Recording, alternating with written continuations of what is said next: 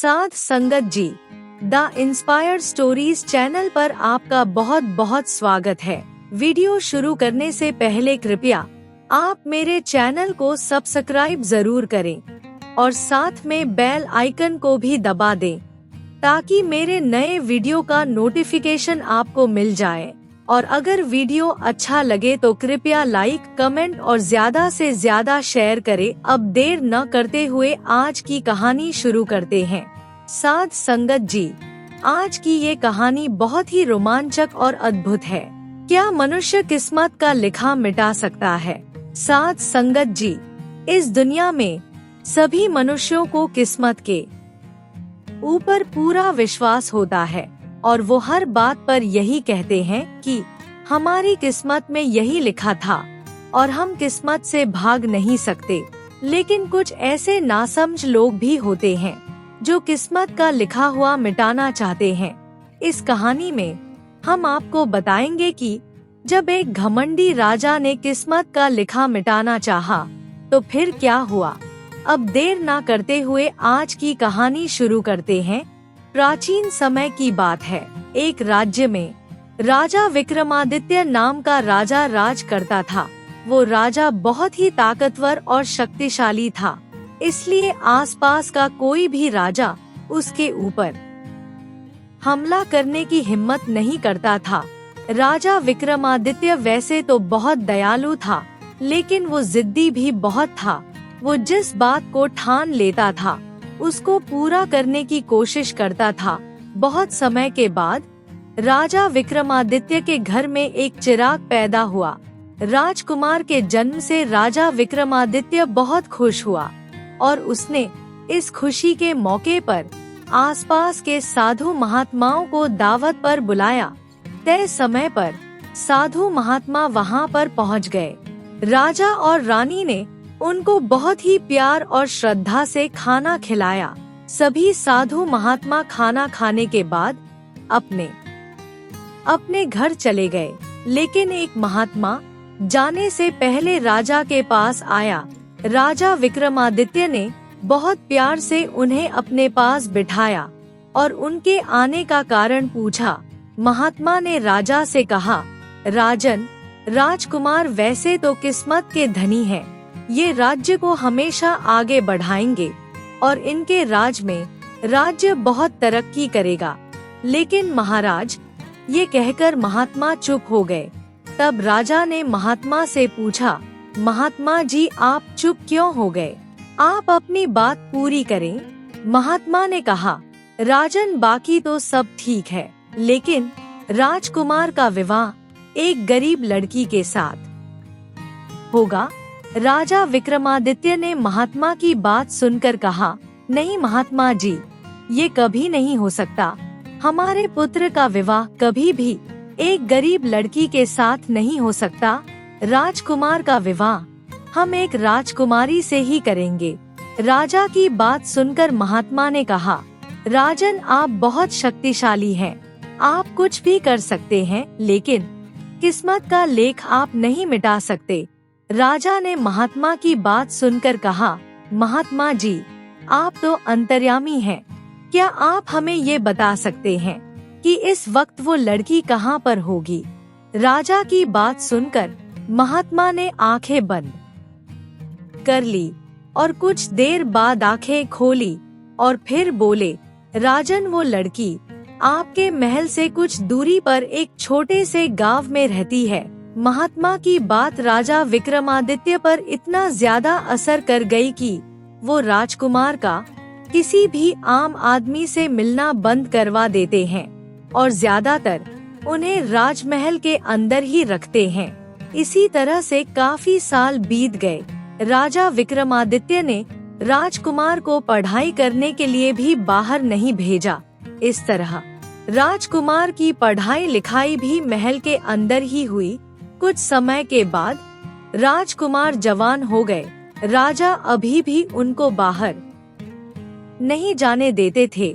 महल के अंदर रहते रहते राजकुमार भी बहुत परेशान हो गए थे। एक दिन वो राजा विक्रमादित्य के पास जाकर बोले, पिताजी, आप हमें कभी इस महल से बाहर क्यों नहीं जाने देते? बचपन से इस महल की चारदीवारी में रहते रहते हमारा दम घुटने लगा है। राजा विक्रमादित्य ने राजकुमार की बात सुनकर कहा, हमने जो कुछ भी किया है वो आपकी भलाई के लिए ही किया है। ये बात सुनकर राजकुमार चुपचाप अपने कमरे में वापस चले गए। महाराजा विक्रमादित्य का जन्मदिन कुछ दिनों में आने वाला था, इसलिए अगले दिन से महल में राजा के 50वें जन्मदिन की तैयारी शुरू हो जाती है, जिसके काम के लिए राज्य और कुछ लोगों को राज्य के बाहर से भी बुलाया जाता है। उन्हीं लोगों के बीच एक अनुराधा नाम की लड़की भी काम करने के लिए आई। राजकुमार ने उन सभी को अपने पास बुलाया और कहा, कुछ दिनों के बाद हमारे पिताजी का 50वां जन्मदिन है, जिसकी तैयारी के लिए आप सभी को यहाँ पर बुलाया गया है। आप सभी अच्छी तरह से काम कीजिए, जिसके बदले में आप सभी को 10 सोने के सिक्के और जन्मदिन की दावत में आप सभी को अपने परिवार को लाने का न्योता मिलेगा। इसके बाद सभी लोग अपने अपने काम में लग जाते हैं। कुछ समय के बाद राजकुमार सभी के काम की जांच करने के लिए जाते हैं। तभी उन्हें रसोई घर से बहुत अच्छी खुशबू आती है। राजकुमार अपने आप को रोक नहीं सके और खुशबू की तरफ खिंचे चले गए। वहाँ उनकी मुलाकात अनुराधा से हुई। राजकुमार ने उससे कहा, खाने की बहुत ही अच्छी खुशबू आ रही है, क्या हम थोड़ा खाना चख सकते हैं? खाना चखने के बाद राजकुमार ने अनुराधा से कहा, आपके हाथों में तो जादू है, क्या मैं आपका नाम जान सकता हूँ और आप कहाँ से आई हैं? राजकुमार की बात सुनकर अनुराधा ने उन्हें अपना नाम बताया और कहा, मैं पास वाले गांव से ही आई हूँ। राजकुमार अनुराधा की सुंदरता देखकर बहुत प्रभावित हुआ। वो दोनों हर रोज मिलने लगते हैं और कुछ ही दिनों में एक दूसरे को बहुत पसंद करने लगते हैं। इसी तरह से कुछ दिन और बीत गए और राजा विक्रमादित्य का जन्मदिन आ गया। जन्मदिन के मौके पर सभी मेहमान आए हुए थे और सभी जन्मदिन का लुत्फ उठा रहे थे। तभी राजा विक्रमादित्य की नजर राजकुमार के ऊपर पड़ी, जो एक लड़की के साथ बैठे हुए बातें कर रहे थे। वो लड़की कोई और नहीं बल्कि अनुराधा थी। उनको इस तरह आपस में बातें करते देखकर राजा सोचने लगा कि राजकुमार एक आम लड़की के साथ बैठे क्या कर रहे हैं। राजा विक्रमादित्य को उस समय महात्मा की बात याद आ गई। उन्होंने उसी समय फैसला किया कि हमें इस लड़की को बाहर निकालना होगा। ये सोचकर उन्होंने जश्न के बाद अनुराधा को अपने पास बुलाया और उसे कुछ कहना ही चाहते थे कि तभी वो महात्मा वहाँ आ जाते हैं, जिन्होंने राजकुमार के जन्म के वक्त पर भविष्यवाणी की थी। उन्होंने आकर राजा को जन्मदिन की बधाई दी। राजा विक्रमादित्य उनको देखकर बहुत खुश हुए और उन्हें बोले, अच्छा हुआ महात्मा जी आप आ गए। अब कृपया उस लड़की को देखकर बताओ कि क्या ये वही गरीब लड़की है जिसके बारे में आपने भविष्यवाणी की थी। महात्मा ने लड़की की तरफ बड़े गौर से देखा और कुछ देर बाद बोले, जी महाराज, यही है राजकुमार की होने वाली भावी पत्नी।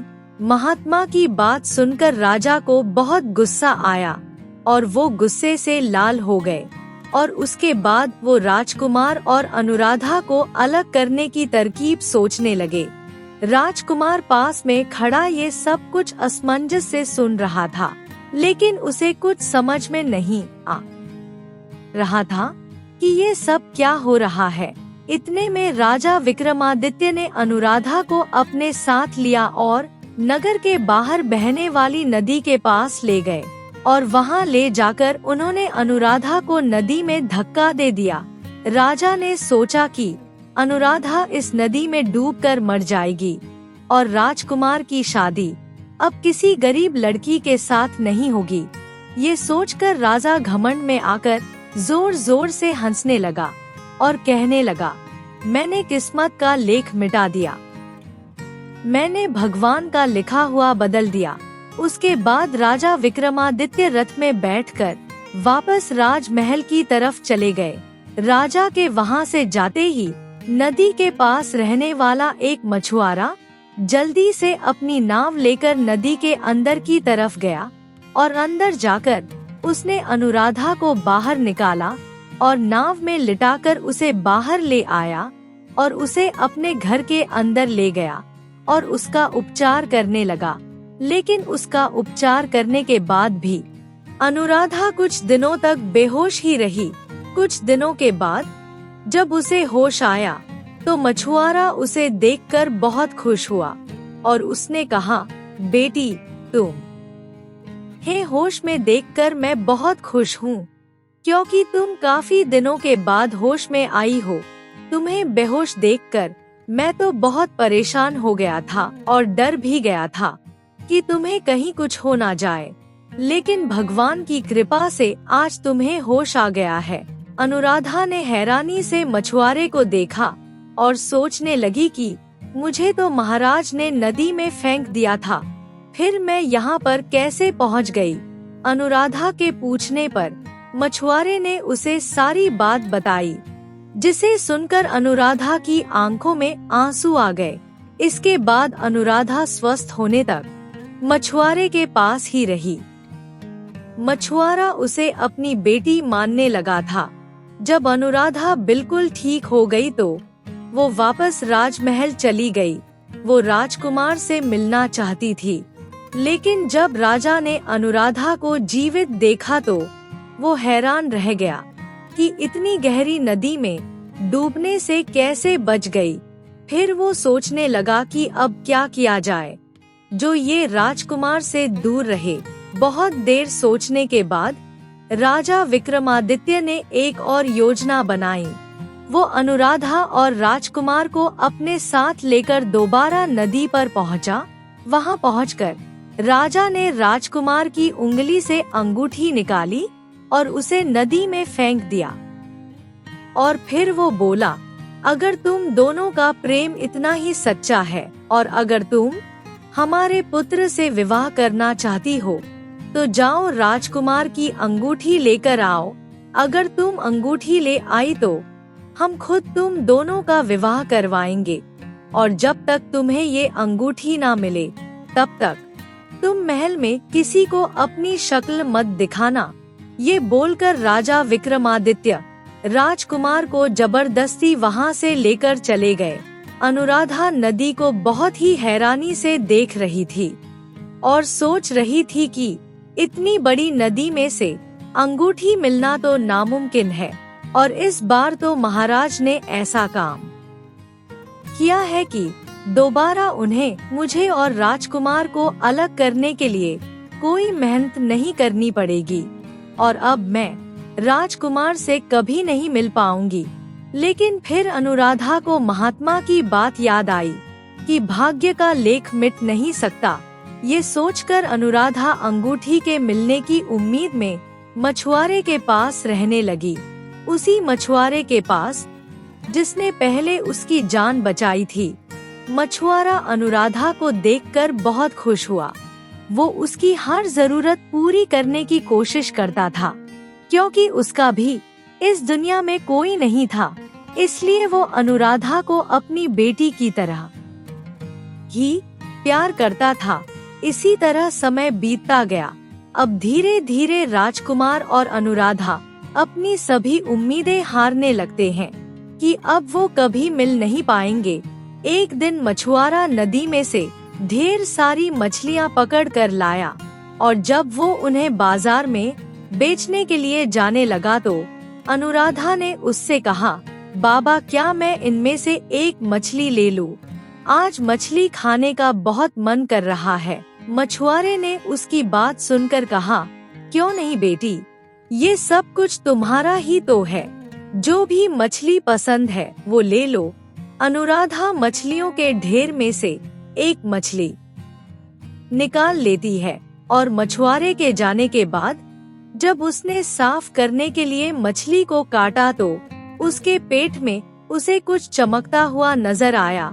हैरानी से अनुराधा जब उस चमकती चीज को हाथ में लेती है तो वो खुशी से नाचने लगती है, क्योंकि ये वही राजकुमार की अंगूठी थी जिसे राजा विक्रमादित्य ने नदी में फेंक दिया था।